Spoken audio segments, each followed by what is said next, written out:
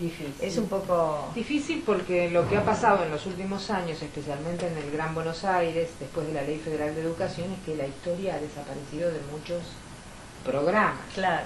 Entonces ya vienen los egresados Claro, de esas déficit polimodales, viene de entonces, claro. vienen con ese problema, que se suma a... Yo no digo que nosotros sabíamos más historia cuando entramos, porque en realidad también nos enseñaban una historia fáctica de fechas en el secundario y de nombres. Por ahí tenías una profesora o un profesor que te hacía pensar un poco más, pero en general yo no creo, así simplificando, que todo el tiempo pasado fue mejor. No se trata de eso. Claro. Pero sí que la ley federal ha estigmatizado a un grupo de egresados en el sentido de falta de herramientas, ¿no? Claro. Que lo notamos nosotros como un gran déficit.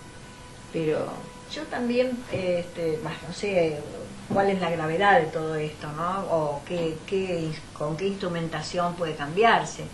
Pero a veces, más de una vez he pensado que la lectura de novelas de buena calidad y de buen relevamiento de localidades es muy formativa, inolvidable, sensibilizadora, como puede ser una gran película, pero que demanda más tiempo, que no pasa por el procesamiento interno. Y bueno, eso acompañado de una cronología, yo no creo en la... Bueno, obviamente hoy no lo puedo decir porque llevo, 50 años de profesión, de historia, de investigación y demás, pero yo creo que se puede vivir muy bien sin saber la mucha historia que yo sé, ni la metodología de la historia para armar historias propias, pero para la formación del espíritu de la gente, eso que decimos que la historia forma como un basamento de comprensión y de apertura y de humanidad hacia el otro. Y la buena literatura, y tenemos una literatura latinoamericana para el caso nuestro, maravillosa. Y de nuestro país, 2 o 3 libros, a mí me parece que sobra todo lo demás. No sé, las guerras civiles argentinas, por ejemplo, ¿no? Sí, hay libros muy reveladores. Para la época colonial es el Lazarillo de los ciegos caminantes, o del ciego caminante de Con Color Corvo, que viene antes de la formación del virreinato. Bueno, vos lo sabés, pero sí. Bueno, lo digo. Sí. Y vienen a fundar postas, todavía no hay correo institucionalizado. Y hay una descripción tan puntual de qué pasa en el interior, de cómo se mueven las carretas de Cuyo para reabastecer el Tucumán y cómo se paran para comer y para defenderse eventualmente de un ataque imprevisto de los indios. Es fabuloso, pero lleva casi meses llegar al Alto Perú. Y bueno, eso también da una pauta del esfuerzo de la colonización hacia ciegas, hecha desde España y comandando a virreyes y ujieres y ¿cómo es? Los auditores de las audiencias, que eran la organización que más respetaba a la corona, porque eran los que hacían las cuentas y demostraban si se era leales a la corona o no, ¿verdad? Pero todo eso frente a la frontera de América, despojada, desprovista, con indígenas o sin indígenas. ¿Quién sabía desde Europa qué es lo que se encontraba acá? Entonces es patético, pero uno lee eso, primero se entretiene, que también hay que contar con que no sea una cosa vejatoria, ¿no?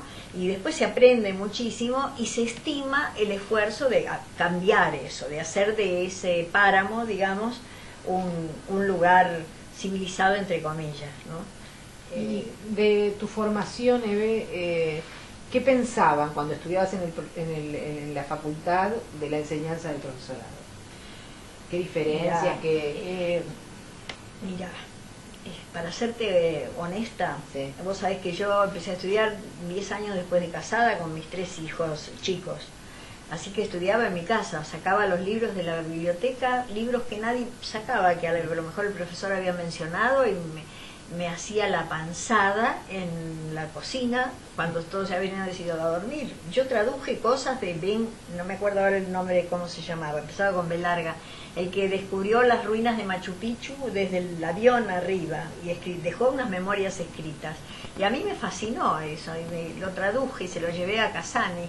Y Casani me puso siempre sobresaliente. Yo no sé si yo estudiaba, pero él se conmovió de ver que yo había traducido ese capítulo, ¿no?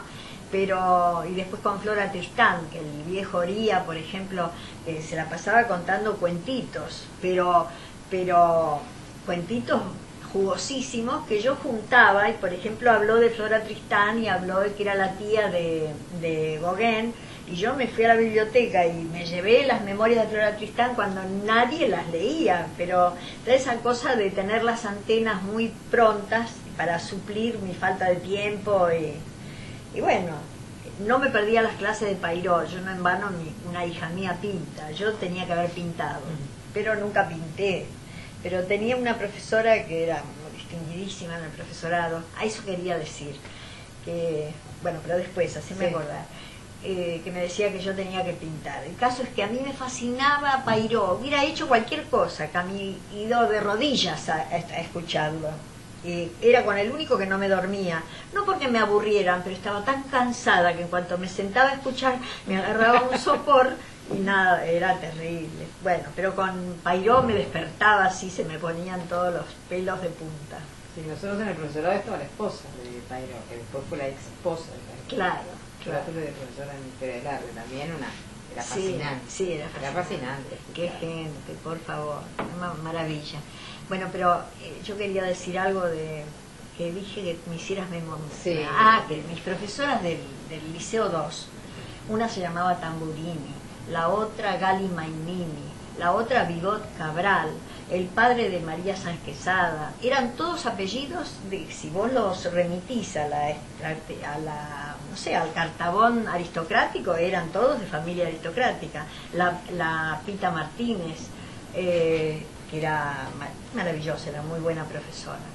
Pero sí, era toda gente de doble o triple apellido, ¿no? Que era el del profesorado señorial, de mucha distancia, con una regente que ponía amonestaciones a granel. Había una disciplina férrea que ella de otro periodo, bueno, yo no me puedo comparar con ustedes que son mucho más jóvenes. Pero eso, sí. ¿de qué época estás hablando? Yo me recibí me casé en el 45, así que me debo haber recibido en el 38 o algo así. Nací en el 26. Pero yo llegué a conocer esas profesoras, es decir, que el profesorado, los egresados o egresadas, mayoritariamente mujeres, formaban parte de una élite educativa, ¿no? Sí, claro. que se notaba. Después empezó a entrar otro tipo de docentes y de alumnados, empezó a democratizar lentamente la docencia. Claro. La docencia era tal vez la actividad laboral permitida a cierta clase social. Solamente la docencia. No había otra, las otras eran condenadas, ¿no? Claro, sí.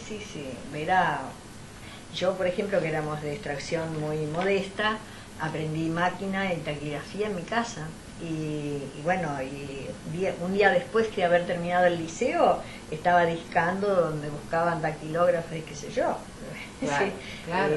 Y me empleé en una agencia de la Bolsa Internacional, un refugiado austríaco que recibía por teléfono las cotizaciones de bolsa de Nueva York y de Europa, no sé, y después las escribía en inglés. Él era alemán, las escribía en inglés, yo las traducía y un cadete las pasaba en stencil y se las mandaba a unos ¿cómo se llaman? La gente que se abonados para cambios y toda esa cosa. ¿Y dónde aprendiste inglés? Inglés, pues ahí con mi padre, querida, si no estudiabas inglés, había leña, nada. Leña no, pero era muy... Tenías que aprender. Sí, tenía que aprender, pero lo había estudiado en el secundario y me reforzaba mi padre. Tanto no sabía, no te creas, pero me manejaba. Me manejaba. Eso y máquina. Mi padre sabía que al día siguiente había que laburar. Así que yo te digo, no pasé 8 días después de terminar y ya estaba trabajando con esta gente. Lo cuento que porque no es el año de ñaupa, era yo misma. El tipo me dice Corrientes al 300, 303 o no sé qué. El edificio Comega era, pero ¿quién sabía dónde quedaba Corrientes al 300? Yo sabía, vivía en Versalles y iba al Liceo 2. El periplo era siempre el mismo, ¿no? Y fuera de 11 no sabía ni caminar. me había ido al Colón cuando fuimos los 7 mejores alumnos, que yo que vi el techo de Colón, pero nada más.